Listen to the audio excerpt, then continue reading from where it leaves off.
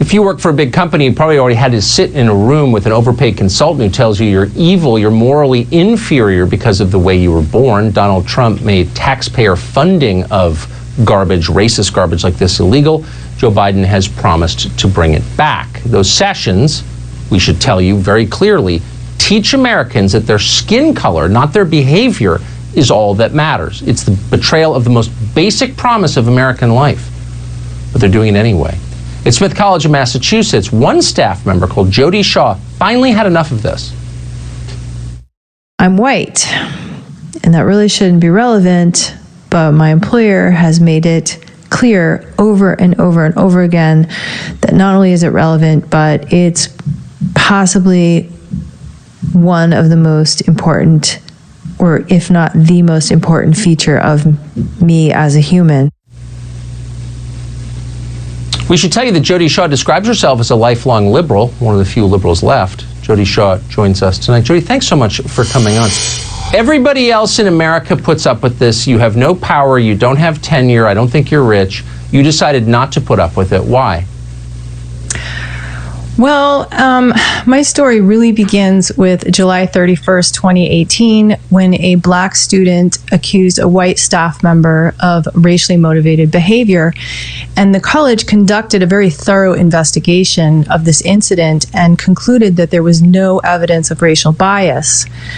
But from the day this accusation was leveled and moving forward, the college did everything in its power to support this narrative that something horribly racist had happened on that day. And not only that, that racism is a very widespread and pervasive problem on the campus. And Smith College's solution to this was to create initiatives, programs, committees, councils, and especially dialogues and discussions, these training programs that you're referring to, that staff are expected and in some cases mandated to attend.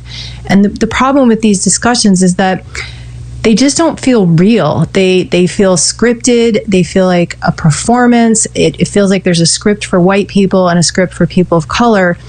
And this kind of thing makes me really uncomfortable. I don't feel like engaging in a discussion where I'm pretending to have a real discussion about race. And so last winter, I was mandated to attend one of these discussions, and the hired professional facilitators went around the room and asked each person to talk about their race in the context of their childhood, no less. And I politely declined. I said, I'm not comfortable doing that, so I'm going to pass. The facilitators later told everyone in the room that any white person who displays any discomfort at all or resistance to discussing their skin color when asked is not actually uncomfortable at all. They are displaying what's called white fragility, and as such are committing a power play. Yeah. So my simply abstaining from the discussion was framed as an act of aggression. And so it was really essentially a public shaming is what happened in front of all my colleagues. And this shame is used as a tool to try to compel me to say things and do things that they want me to say and do. I'm fascinated by your story for two reasons. One, I think you speak for so many. This is happening to many thousands of Americans right now. And two, you have stood up to say something about it, which I can't get over my surprise that you, in a position of no power, would do something like that. I hope you'll come back at a night where there's less drama in the news, where you can tell us what happened after you did that. Because I just got to think there are going to be ramifications. I hope you'll come back next week, Jodi. My producer's just saying that. I wish we had more time tonight, but I just wanted to highlight you as a brave person in this country. There aren't many left. Thank you. Thank you, Tucker.